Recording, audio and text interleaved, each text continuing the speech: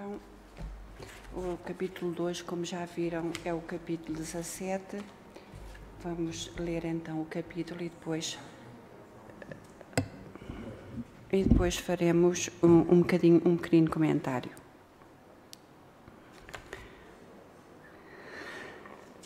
Em casa de Lísias. Não se passaram muitos dias após a inesperada visita da minha mãe, quando Lísias me veio buscar, a chamado do ministro Clarencio.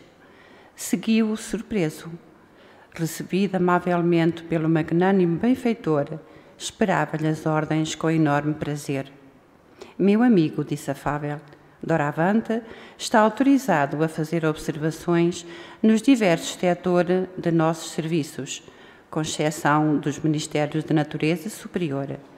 Henrique de Luna deu por terminado o seu tratamento na semana última e é justo agora aproveito o tempo observando e aprendendo. Olhei para Lísias como irmão que devia participar da minha felicidade indizível naquele instante. O enfermeiro correspondeu-me ao olhar com intenso júbilo. Não cabia em mim de contente. Era o início de vida nova. De alguma sorte, poderia trabalhar ingressando em escolas diferentes. Clarencio, que parecia perceber minha intraduzível aventura, acentuou. Tornando-se dispensável sua permanência no parque hospitalar, examinarei atentamente a possibilidade de sua localização em ambiente novo. Consultarei algumas de nossas instituições. Lísias, porém, cortou-lhe a palavra exclamando: se possível, estimaria recebê-lo em nossa casa, enquanto perdurar o curso de observações. Lá, minha mãe o trataria como filho. Fitei o visitador num transporte de alegria. Clarencio, por sua vez, também lhe endereçou um olhar de aprovação, murmurando: muito bem, Lísias. Jesus alegra-se conosco sempre que recebemos um amigo no coração. Abracei o prestativo enfermeiro sem poder traduzir meu agradecimento. A alegria às vezes nos emudece. Guarde este documento, disse-me o atencioso ministro do Auxílio, entregando-me pequena caderneta. Com ele poderá ingressar nos Ministérios da Regeneração, do Auxílio, da Comunicação e do Esclarecimento durante um ano. Decorrido esse tempo, veremos o que será possível fazer relativamente aos seus desejos. Instrua-se, meu caro, não perca tempo. O interstício das experiências carnais deve ser bem aproveitado. Lísias deu-me o braço e saí, enlevado de prazer. Passados minutos, eis-nos à porta de graciosa construção, cercada de colorido jardim. É aqui, exclamou o delicado companheiro, e com expressão carinhosa acrescentou: o nosso lar dentro de nosso lar. Ao tinido brando da campainha no interior, surgiu à porta a simpática matrona. Mãe, mãe, gritou o enfermeiro, apresentando-me alegremente. Este é o irmão que prometi trazer-te. Seja bem-vindo, amigo, exclamou a senhora novamente. Esta casa é sua. E, abraçando-me, soube que sua mãe não vive aqui. Nesse caso, terá em mim uma irmã com funções maternais. Não sabia como agradecer a generosa hospitalidade. Ia ensaiar algumas frases para demonstrar minha comoção e reconhecimento, mas a nobre matrona, revelando-se em singular bom humor, adiantou-se, adivinhando-me os pensamentos. Está proibido falar em agradecimentos. Não o faça. Obrigar-me-ia a lembrar, de repente, muitas frases convencionais da terra. Rimos-nos todos e murmurei comovido: que o Senhor traduza meu agradecimento a todos em renovadas bênçãos de alegria e paz. Entramos. Ambiente simples e acolhedor. Móveis quase idênticos aos terrestres. Objetos em geral demonstrando pequeninas variantes. Quadros de sublime significação espiritual. Um piano de notáveis proporções, descansando sobre ele uma grande harpa talhada em linhas nobres e delicadas. Identificando uma curiosidade, Lísias falou prazenteiro: Como vê, depois do sepulcro não encontram ainda os anjos arpistas, mas aí temos uma harpa esperando por nós mesmos. Oh, Lísias, atalhou a palavra materna, carinhosa, não faças ironia.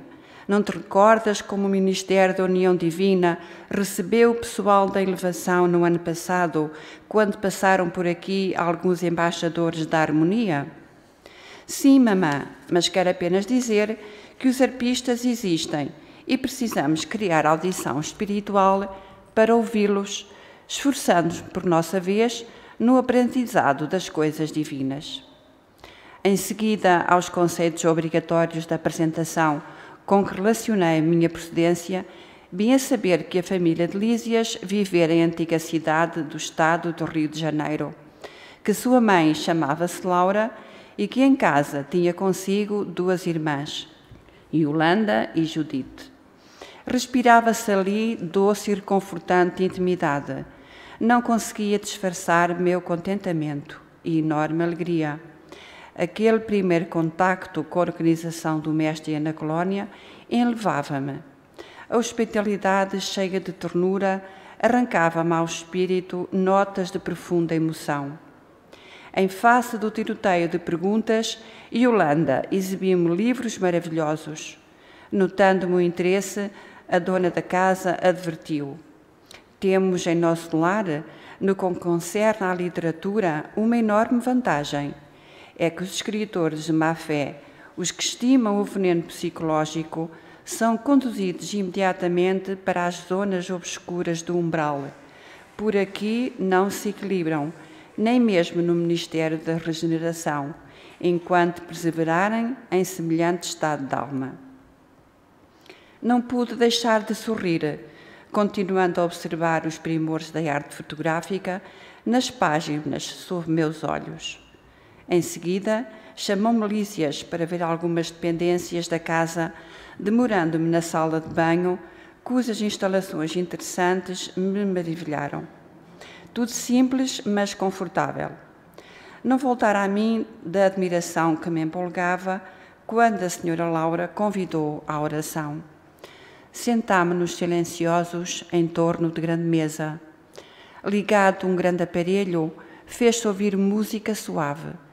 Era o louvor do momento crepuscular.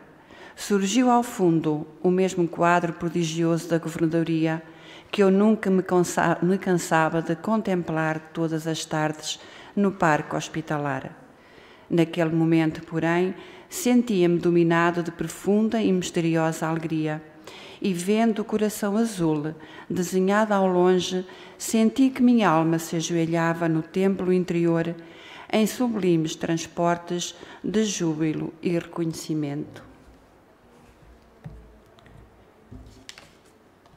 Então, este capítulo fala-nos de André Luiz a ter a alta, a tal chamada alta que nós utilizamos na Terra, quando estamos no hospital, não é? Portanto, ele esteve internado, digamos assim, depois de ter sido socorrido por Clarencio.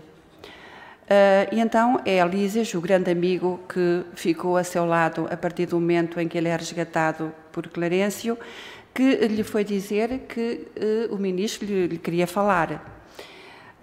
E então o que realmente o Clarencio lhe queria dizer, muito feliz também, porque sabia que isso era uma coisa muito agradável para André Luiz, que não saía, digamos, das imediações do hospital. Portanto, ele saía, mas voltava de novo a fim de dar continuidade aos seus tratamentos. E então, Clarencio diz-lhe que Henrique de Luna, que era o seu médico, a partir daquele momento ele estava, digamos, entre aspas, curado. Ou seja, ele já podia sair dali para novos rumos, novos aprendizados. E ele fica realmente muito feliz, não é? Fica muito feliz porque acha que a partir daquele momento, e sem dúvida que era a verdade, passaria a ter possibilidades de aprender coisas novas. Clarencio ainda lhe diz que ele iria aprender nos vários ministérios, à exceção de 2. e podemos relembrar, porque nunca é demais relembrar, os ministérios.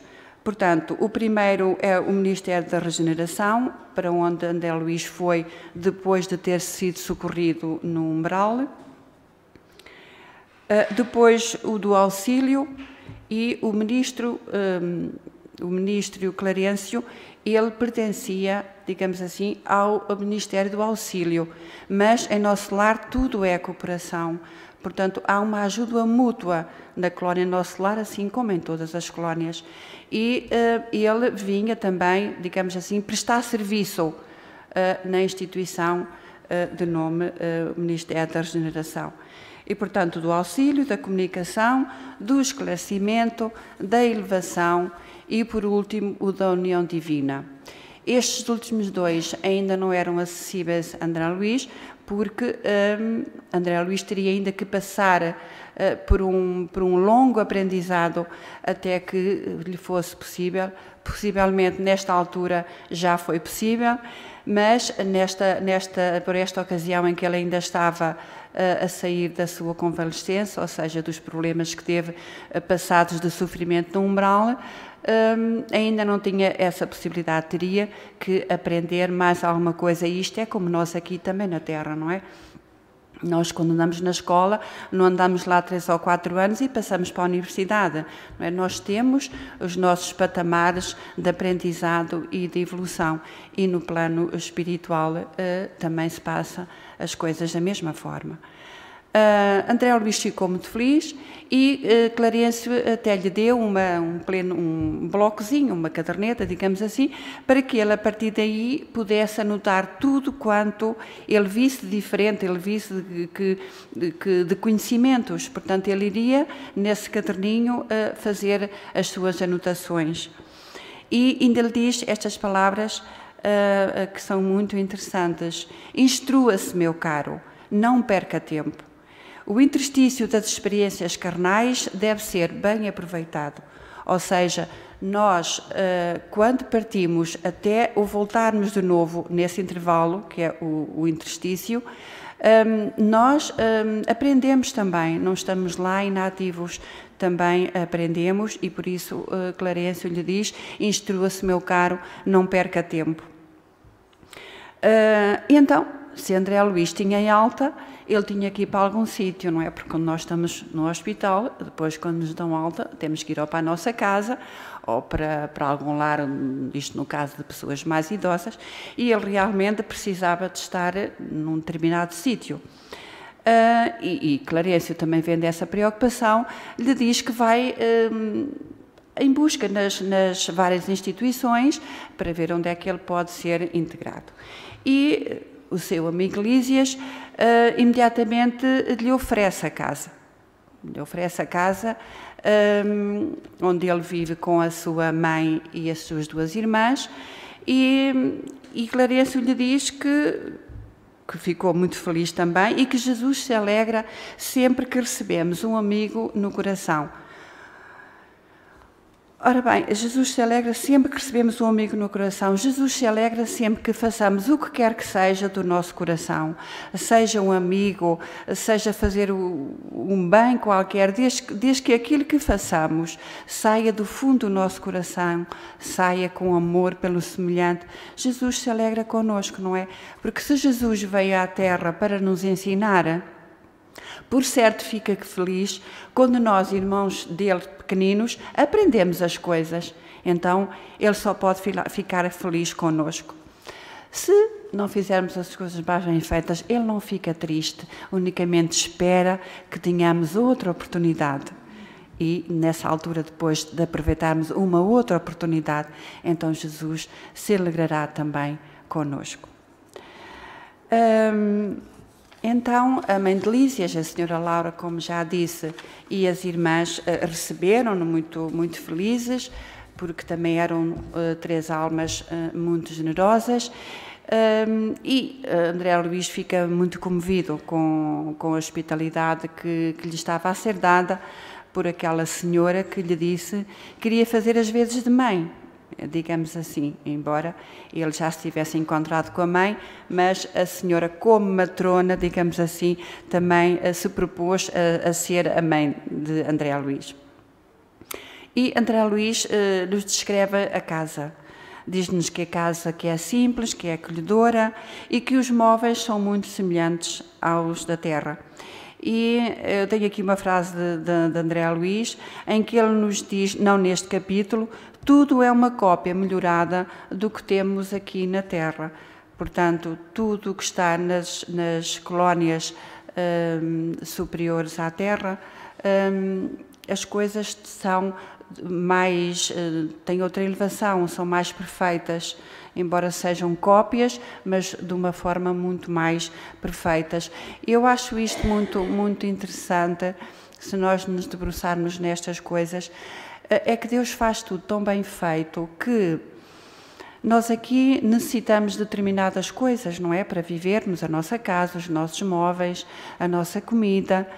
E quando partimos e que já saímos das zonas umbralinas, porque com certeza todos nós ainda teremos que passar por alguns umbrais, quem sabe, porque com certeza, porque há vários umbrais, não há só o umbral obscuro, há vários umbrais. Os umbrais são estados, não são sítios, são estados de alma. Nós somos atraídos para aquele estado de vibração, porque quando formos todos perfeitos, não existe umbral. O umbral deixa de existir. E, portanto, o Pai do Céu e Jesus, porque Jesus faz parte da criação da Terra, Ele não veio depois da Terra estar criada, Ele assistiu à formação da Terra, Jesus assistiu à formação da Terra, e tudo quanto são as colónias superiores, pela bondade infinita do Pai, elas se assemelham aqui à Terra, para que, embora haja alguma admiração, neste caso por parte de André Luís, no fundo já é uma coisa conhecida. Olha, aqui também há móveis, são mais bonitos que o da Terra. Olha, aqui também se come, mas é uma comida fluídica, diferente daquela que é na Terra. Portanto, e o impacto, embora seja um impacto de admiração, mas deixa-nos fazer a comparação. Deixa-nos fazer a comparação. Então, ele vê também quadros de significação espiritual, nós calculamos, pois se nós, quando assistimos à pintura mediúnica, nós ficamos fascinados com a pintura, imaginemos os quadros que possam existir nessas colónias, não é?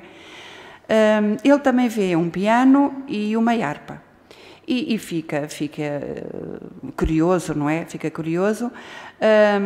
E a música realmente, ela é uma arte divina e ela existe em todas as colónias espirituais. Mas existe uma forma muito mais sublime e nós, não vou debruçar muito sobre a música porque daqui por algum tempo, no capítulo 45, com o título No Campo da Música, iremos ver melhor em pormenor a importância da música, mas nós podemos fazer uma pequenina comparação, ainda que muito pequenina, quando, por exemplo, aqui às quartas-feiras há um momento em que, um momento espiritual em que a nossa irmã Leonor se envolve com a espiritualidade e passa uma música. E todos nós, eu tenho a certeza, todos nós que estivermos atentos à música, aos acordes, às melodias, nós quase que saímos da cadeira, digamos assim, porque a música tem esse poder de nos tirar da cadeira. E ela também nos ajuda a entender as coisas espirituais, porque nos torna mais sensíveis quando nós nos debruçamos sobre a música, sobre a melodia que estamos a ouvir, nós também despertamos para as coisas espirituais. E André Luís estava admirado com tudo o que via, ele não se cansava de perguntar, ele tinha fome de conhecimento e, perante tanta curiosidade, as irmãs de Lísias mostram-lhe livros maravilhosos. E André Luís não cabia em si de contentamento. Ele era interessado no conhecimento, ele era um homem culto, como todos sabemos. Era um homem ligado à ciência, ligado à descoberta das coisas, porque, como sabemos, ele foi um conceituado médico no Rio de Janeiro. E também sabemos que o conhecimento não morre com o corpo. Não é? O conhecimento é um atributo do espírito e, portanto, quando nós desencarnamos, nós não perdemos todo esse conhecimento que foi adquirido, porque ele é o caminho para as várias reencarnações que vamos tendo. Nós não retrogradamos, nós vamos sempre andando para a frente. Em última análise, podemos estacionar, mas depois a tendência é sempre para irmos evoluindo. Portanto, o conhecimento é um atributo do espírito. E a senhora Laura, ao ver que ele tinha tanto interesse, diz-lhe que a literatura em nosso lar, que tinha uma enorme vantagem. Portanto, os livros em nosso lar são livros de grandes conhecimentos e de grandes valias, porque ela diz-lhe que os escritores de má fé, ou seja, os escritores maliciosos, os que profanam os sentimentos das pessoas, os que levantam falsos testemunhos nos escritos que escrevem, que divulgam, que anunciam, esses que vão diretamente para as zonas obscuras do umbral, enquanto teimarem em semelhante estado de alma. E vão aliás, eles nem sequer ficam no Ministério da Regeneração. Tal é a perturbação. Porque para serem socorridos por os ministérios do nosso lar, há que se dar o despertar nas zonas umbralinas, que foi o que aconteceu com André Luís, quando ele começou a despertar a sua consciência. Foi só nessa altura que ele teve capacidade para saber que tinha que haver um autor da vida, porque é quando ele, já arrasado de tanto sofrimento, ele chama pelo supremo autor da natureza. E só aí é que Clarencio vem em seu auxílio. Portanto, porque a espiritualidade também não interfere no nosso livre-arbítrio. Portanto, ele andou ali, sofrido, remoendo nas coisas que tinha feito menos bem, da pouca importância que deu ao que era religioso, ao que era Deus. Embora ele tivesse conhecimento, ele não aprofundava. Ele achava que isso que não era importante. E, portanto, foi o sofrimento que o despertou. E quando ele realmente se propôs a pedir ajuda a Deus, porque o supremo autor da natureza é Deus, é nosso Pai, não é? E só nessa altura é que ele é ajudado, porque ele no fundo pediu ajuda. E com estas almas, com os escritores de má fé, e quem diz escritores de má fé, diz outras pessoas, não é? Que fazem coisas horríveis, como nós sabemos na Terra, não é? E que não há possibilidades delas serem resgatadas para colónias, porque elas iriam também destabilizar quem lá está em tratamento. Elas têm que ficar realmente nas zonas de acordo com a sua vibração, até que, pelo sofrimento que ali passarão, não é? Despertem também para a oportunidade do seu resgate, porque todos, até aqueles que se encontram nas zonas mais obscuras do umbral, também eles vão ser espíritos de luz, também para eles há de chegar a hora. Quando? Só Deus sabe, porque sabemos que isso também faz parte daquilo que nós quisermos evoluir também no plano espiritual. E, portanto, a senhora Laura, o que queria dizer com os escritores de má fé é que qualquer livro que ele lesse ali no lar era de confiança, digamos assim. Portanto, eram livros edificantes. E André Luís ficou realmente muito feliz, dado o interesse que tinha em todas as coisas. Ele continua a visitar a casa, ele fica admirado com a casa de banho, ele não a descreve, mas pronto, nós faremos uma ideia de que se as nossas aqui já são bonitinhas, lá serão muito mais bonitas, não é? E, portanto, ele fica admirado com a casa de banho. Pronto, e continua conversando, continuam falando, e chega-se o final da tarde, o chamado momento crepuscular. O momento crepuscular é o final da tarde, e se repararem, esta hora, suponhamos que será mais ou menos dentro desta hora. Se nós estivermos lá fora, na rua, nós notamos que tudo serena. no final da tarde, tudo serena. Os passarinhos recolhem às árvores. Quem sabe-se para orar? Eu acho que toda a natureza ora, ó Deus Criador, toda a natureza. Porque a natureza também tem a sua forma, que eu não vos sei explicar, mas um dia vou entender. Mas sinto que toda a natureza agradece ao Criador. Se repararem, quando estão muitos dias em que não há chuva, nomeadamente nos tempos mais chuvosos, porque o tempo de chuva, as árvores têm necessidade, por isso há as estações, as árvores e tudo. E se repararem, quando depois de uns dias vem chuva, se tiverem com atenção, as árvores dançam. Quando a chuva cai nelas, as árvores balouçam. Claro, não é a ventania, é o bater da chuva na própria natureza, ela tem a sua forma de agradecimento. Eu sinto isso. Eu sinto que a terra que nos dá o alimento, também ela agradece ao Criador, porque também foi Ele que a fez, também foi Ele que a desenhou, não é?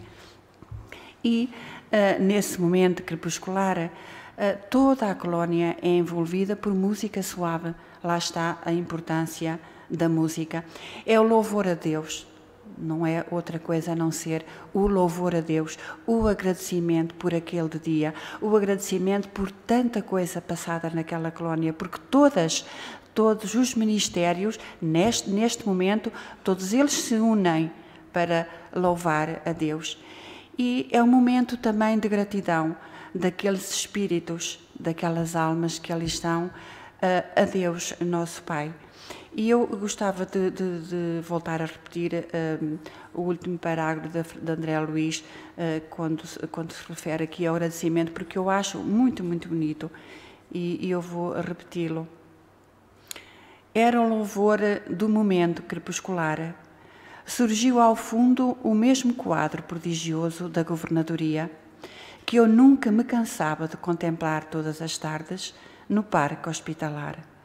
Naquele momento, porém, sentia-me dominado de profunda e misteriosa alegria. E vendo o coração azul desenhado ao longe, senti que minha alma se ajoelhava no templo interior, em sublimes transportes de júbilo e de reconhecimento.